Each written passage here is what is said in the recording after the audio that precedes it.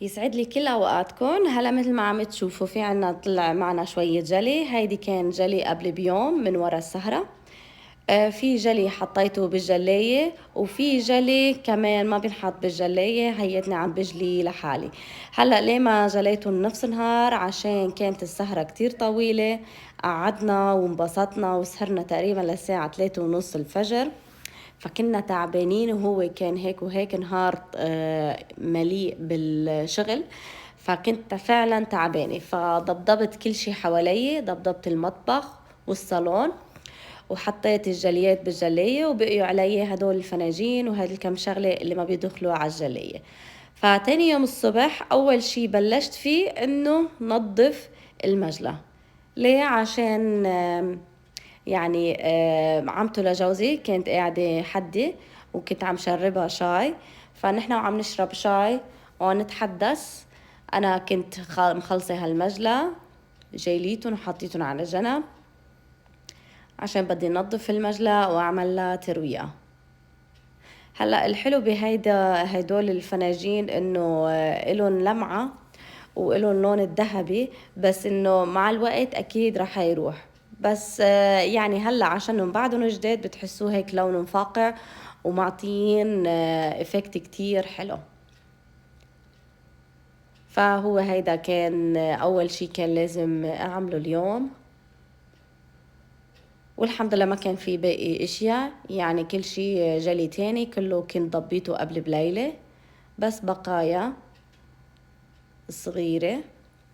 هون قبل ما نام سألتها لعمته لجوزي شو حابة روقك، قام قالت لي أنا والله كتير جاي عبالي تعملي لي مسبحة. قام قلت لها ايه تكرم عيونك، نعمل لك أحلى صحن مسبحة. وفعلا هيدا اللي صار. فبعد الضبضبة وجلينا هالجليات فتحت علبتين حمص. فيكو كمان بيطلع كتير ألذ إذا بتعملوها بالحمص الحب، يعني تنقعوه وتسلقوه طازة، بيطلع كتير كتير طيب، حتى ميته تطلع طيبة. بس أنا عشان مثل ما قلت لكم كنت معجوقة شوي، فاستخدمت العلب. والعلب الحلو فيها إنه فعلا دغري بتقضي الحاجة وما بيطولوا كتير بالسلق، لان هن اصلا بيكونوا مسلوقين، بس بدهم شوي تسخين وشوي. انا بحب المسبحة تكون طرية، الحمص حبة الحمص مهروسة، واحد بس يحطها بالتم تنهرس معه، ما بحبها تكون شوي ناشفة. فصفيتهم لحيتهم غسلتهم كم وجه، وهون حطيت لهم مي مغلية وتركتهم يغلوا. هلا انا رشيت لهم ملح وبس، بتركهم لحتى يغلوا. بهالأثناء أنا كنت على الميل التانية عم شوف شو في عندي وقدم حدهم للمسبحة. هيتهم ما أخدوا من معي كتير وقت، يدوب 7 دقايق 10 دقايق غلوا وتقريبا المي نشفت. هلا ما بدي نشف المي كليا، بدي بقلب الطنجرة يكون بعد في مي، لأن الحمص بس نهرسه راح يجمد، يعني راح تحسوا القوام تبعه جامد. لا أنا بدي اياه شوي رخو، يكون فيه شوي حركة يعني لنغمس فيه. فأنا اللي طريقتي بالمسبحة إنه اهرسهم، بس ما اهرس كل الحبوب، يعني اهرس جزء وجزء اتركه. بحسه أطيب كتير من إنه واحد كله يهرسه، لأن نحنا ما بدنا نعمل حمص، نحنا بدنا نعمل مسبحة. فالحبيبات وفي منهم أصلا ما بيهرسوا، يتركوا الحبيبات هيك حبة الحمص كاملة. كان عندي طرطور جاهز، فهيدا كتير سهل علي. دغري بس جهز الحمص حطيته فوقه وحركتهم. هلا عشان الطرطور كان بالبراد فتركتهم شوي على الغاز لحتى يحموا، وهيك لحتى يسخنوا شوي. والطرطور اللي ما بيعرف شو هي الطرطور، هي صلصة طحينة. الطحينة هي طحينة مي ملح توم وحامض، واللي بيحب يحط لها لبن او اللي بلا لبن كمان بيمشي الحال، بس كله طيب. هلا لمسبحة شو حطيت لها؟ حطيت لها بس كمون، كمون هيدا شيء أساسي فيها، لأن هيدا اللي راح تعطيها نكهة غير شكل. بصراحة المسبحة بدون كمون لا، ما بتطلع طعمتها كتير طيبة، بتحسوها مثل طعمة الحمص. طبعا ما قدمنا لها بس مسبحة. تعرفوا هدول الكروسول كانوا جاهزين، اشتريتهم تلاجين، كمان خبزتهم وطلعوا غير شكل. بصراحة طلعوا فعلا كتير كتير طيبين، ومنظر وشكل طلعوا ذهبيين وهشين، وهن وسخنين من الفرن يعني أكلنا كم وحدة بس هيك دغري بدوبوا. هيدي المسبحة يعني لا رخوة كتير ولا كتير جامدة، نحن بدنا نغمس بالخبز فيها.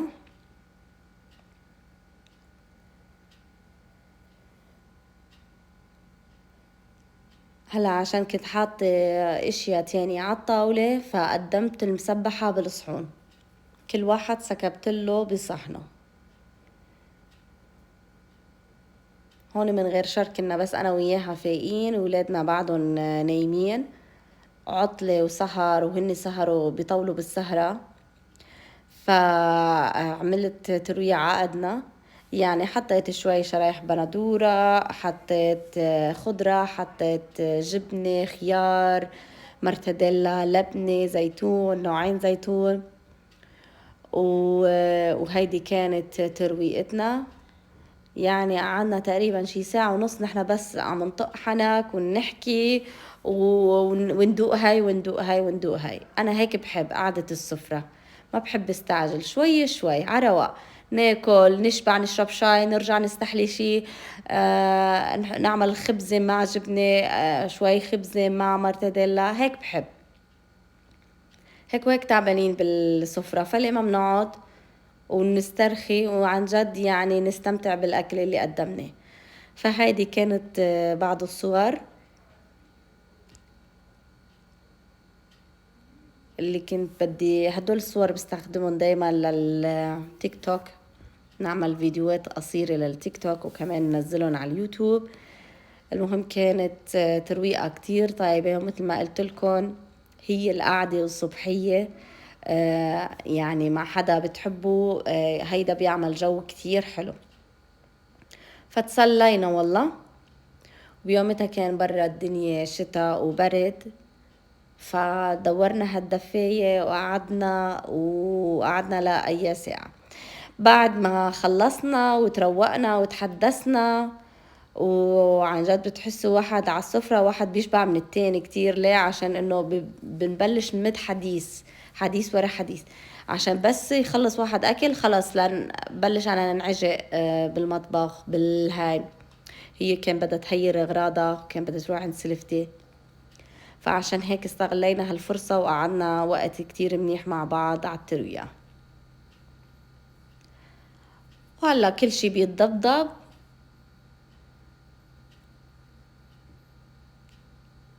هدول الاشياء اللي ما بدهم جلي كرمالهم عم يكتروا. هيك كنت عم اقول لحالي انه بالعادة ما بجلي الا الاشياء اللي كتير يعني مثل اناني المي تبع المدارس او اشياء للضيافة ما بتدخل جلية، بس كرمالهم عم يكتروا كرماله عم نجلي اكتر واكتر. بس برضو من كلمة لكلمة وحديث لحديث، وهي عمته لجوزي كتير بتحب تحدث، فواحد ما بيحس بالوقت ويدوب واحد بيحس حاله خلص خلص جليته. يعني هي كانت معي عطول، يعني أنا وعم حضر، أنا وعم ضوب، أنا وعم بجلي.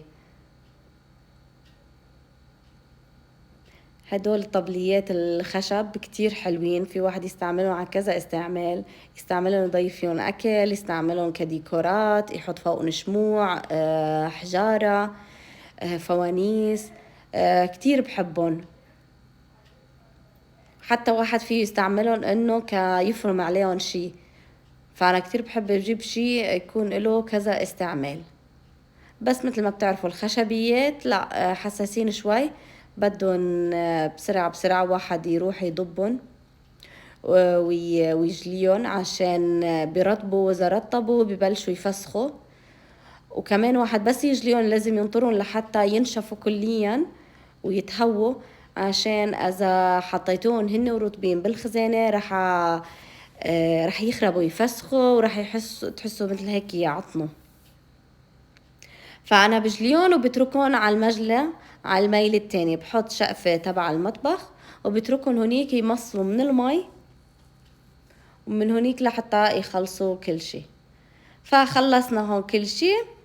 هون كانت متسهلة ضيفتي وانا كان واصلني بريد، فقلت يلا مدام الحماس شغال بلش صورلكم شو طلبت. طلبت هيدي الطاقية للشتوية، كتير بتدفي، عندي منها وحدة حبيتها، فجبنا طقم أنا وجوزي نفس اللون ونفس الماركة. كمان طلبت بيجامات خرج ظهرها خرج بيت، يعني هن في واحد يظهر فيهم وفي واحد يقعد فيهم بالبيت. الحلوة بهيدا انه بقلبها في بطانة. وكمان شو جبت كمان؟ جبت كمان تيشرتات. تيشرتات كتير بستهلك تيشرتات، لان بالبيت ما في داعي البس، يعني قليل بلبس كم طويل، لان البيت كتير دافي، وعلى الحركة لما كنس واجلي واعمل فكتير بشوب، فكتير بستهلك تيشرتات للظهرة وكمان للبيت. فعجبني هيدا انا طبقتهم مع بعض، هني مش طقم. هيدا التيشيرت البوما مع هيدا الليجينجز. هالليجينجز الحلو فيه كتير مريح وكتير وسيع، يعني ما بيضايق. هو صحيح بيجي بياخد مقاس الجسم، بس بنفس الوقت ما بتحسوا خانقكم، وبس تقعدوا المغايطة يعني خانقة على خصر كلها، كان في إلها مدى وكتير مريحة للشغل. هيدي كمان نفس الزهر، الحلو فيها طولها كتير حلوة مرتبة، وكمان إلها بطانة، وقماشتها كمان سميكة خارج الشتوية وخارج الربيع. وهلا كمان كنت جايبة طلبية لابني، وصلتنا قبل باسبوعين، وبنتي طلبت لها نفس البيجامات اللي انا جبتهم. هلا جبت هيدي بيجامه مع هي تيجي طقم هي وبنطلونها، بس التيشيرتات انا لبقت لهم الليجينجز. وهلا لبنتي عملت نفس الشيء، جبت لها نفس الطقومه بس على قياس اكس سمول. وهيدي اخر شيء، هيدي البنطلون للطقم اللي فرجيتكم عليه هلا قبل شوي. وهيدي هي كانت المشتريات. ولايكو كمان جبت كمان التيشيرت بوما ذهبي. الحلو بالتيشيرتات فيكم تلبسوهم برا تعملوهم سبورت شيك، تلبسوا عليهم كاريجنت او تلبسوا عليهم بليزر مع جينز، بيطلعوا كتير حلوين. انا هيدا اللوك اخر فترة هيك معتمديته، بحسه مريح ونفس الوقت يعني عملي كتير. هلا اون قلت يلا مادام انا خلص شفت الطلبية واصلة كلها مثل ما انا بدي وقيستن، وبنتي كمان قيست اغراضها، فصرت شيل عنهم الماركات وبدي روح اغسلهم غسلة لحتى بلش البسهم. هلا ليه بغسلهم؟ عشان مرات بحس من البريد وهيك ريحة مصانع، بحطهم غسلة مرة او بنلبسهم على نظافة. هون حطيتهم وجبة وحدة لحالهم، وليكو نسيت كان بدي احط الطاقية والحمد لله اللي شلتها دغري. الصوف ما بيسوي له الغسيل، بيزم وما بدها غسيل على الغسالة. وهدول كمان حطيتهم مجموعة لحالهم على غسلة خفيفة، بحط لهم غسيل بدور الغسيل الأسود بس ما كان عندي للأسف. حطيت لينور، وهيدا لينور كتير حلو. فهون وصلنا لآخر فيديو، بلاقيكم مرة تانية.